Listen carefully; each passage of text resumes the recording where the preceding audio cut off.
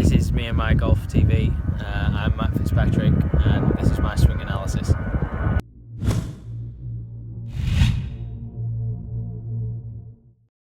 Thanks for joining us here at the beautiful Asbury here in Shropshire, England. And as you can see, we have a very special guest for this week's My Swing Analysis. We have Matthew Fitzpatrick. We sure do. We were looking to spend some time with Matthew at the Scottish Open with Ballantine's Golf Club, and he was what a great guy he was.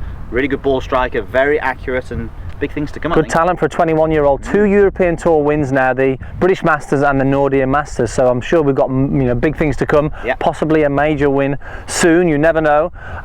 So we're going to look at his golf swing today, Pierce, and pull out some of the good things that he does, and maybe give the guys at home some simple drills. Yep. Now, very different golf swing. Yep.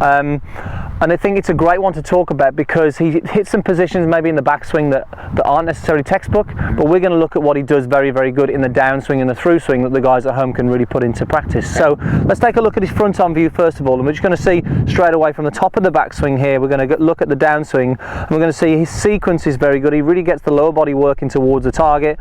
Okay, you can see that shift in there, but you're going to notice now when we get his hands to his right thigh, look at the lag that he's got here, Pierce. He's got that shaft sort of trailing behind him, and this really enables him to get to impact and get that shaft leaning forward, get that nice ball turf strike. And if we carry on through impact here, we're just going to see the great extension of the arms. Club face, you can see, is really closed or turned over through impact as well. We'll talk about that later as well. But look at the body movement's fantastic through impact into that nice finish. Now down the line, we're going to see here, as we mentioned, some interesting positions on the way back. But really, we all know that the backswing is important if it makes a difference on the impact. But we'll see here, look, as he starts the downswing, really important here now, he gets the club at parallel 0.3, Pierce. When the club's parallel to the ground, he gets the club head in line with his hands, maybe just slightly in front, but we know he's working at a fade. But this is really key, and this is what a lot of the best guys in the world all do. A lot of different looking backswings, but the downswings are very, very similar.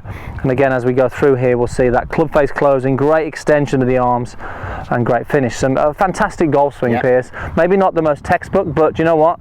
It's all about creating good impact, isn't it? I think for him as well, we talk about textbook and perfect swings. Well, for him it's perfect because he hits the ball very accurate, so you don't want to change too much, and you can see that the club face position is very much the instigator of what goes on in the golf swing. So as soon as we get that club face in a strong or closed position throughout the golf swing, it actually encourages a lot of great movements. Look at Dustin Johnson, for example. It definitely does. Yeah, so we're going to pull two things. Let's go through first of all then, Pierce, maybe what the through swing and why it's so important for him in producing a good downswing. Okay, and we do this a lot with our students. Get a couple of alignment sticks on the ground and use it as a little bit of a template. So you're going to match up the club to these alignment sticks on the ground here. So you'll notice on the trail side, the right foot for me, we can see the alignment stick is just inside the right heel.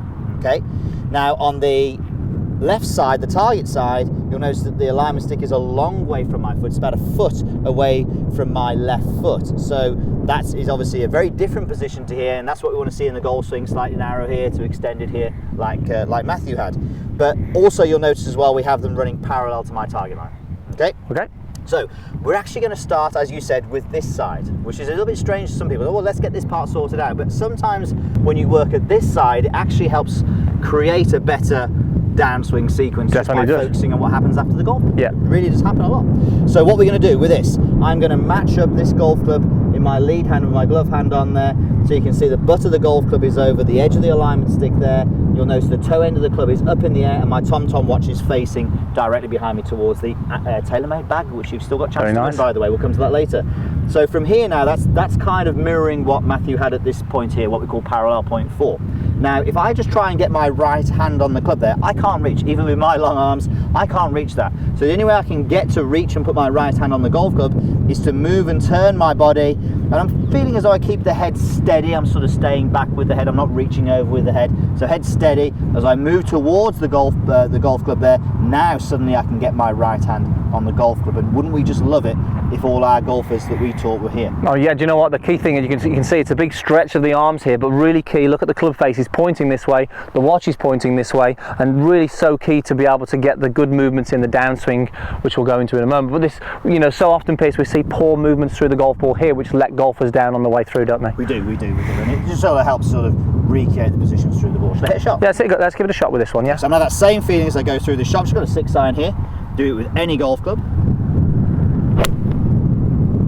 Very nice. I really felt on that one, I was really extending the arms as I went through. It felt quite narrow there and then extending. That was nice. Nice little draw on that one, which we'd expect. Right, okay, so let's get into the downswing then. Again, what Matt does very well, but really key that you get this side right first, because it has a big influence on this downswing piece. Yeah, okay, so bear in mind we've been working at that. You've been doing that for maybe 10 minutes or so. Then, as you said, we can work at this alignment stick here. Now, we saw that when Matt was to swing down, that he actually got the club into this sort of position here at parallel point 3, where the butt end of the club there, when he got to his leg, the shaft was still up in the air, it was still cocked up in the air there. And this is great for, obviously, we talk about lag maybe when this position happens. Then as he hits the golf ball from there, the shaft is led forward, which is great for an iron. Now, what you can learn from this yourself and how you can practice this yourself is literally swing to the top of the backswing, get a shift towards the target, and then lay that club on the line. And you can see, not only have I got good lag and a good powerful position to come from here, that actually the club head now is covering my hands. Definitely, it's so much easier to get consistent, not only strikes from there, but if you can get the club head in line with the hands at this point, it's so much easier to get that golf ball starting closer to target line as well. That one happened as a result afterwards as well. So it's good, you can mix it up, you can work at this one, you can work at this one, you can put them both together. So start here, get this position here, swing back, lay it on the line here, lay it on the line through there, hit the ball out there. Max, have you got another golf ball? Let's have one of those, please. But you can actually do a real good variance of those shots there. Thank you. Right, okay. Shall I hit one doing this? Yeah, let's give it a go, yeah. All right, okay. See how good it is. It's powerful even when you're not trying to hit the ball. All right, so I'm going to be very conscious of laying it on both of those lines as I hit this 6 iron. Beautiful strike. Again, another little draw on that one there. Perfect. But again, the key things there, I think, Matt's a fantastic ball striker. I think if you can do these things, it's not only going to help the through swing and improve that strike, but it's going to enable you to get that sequence and that good lag that he gets as well, Pierce. Love it.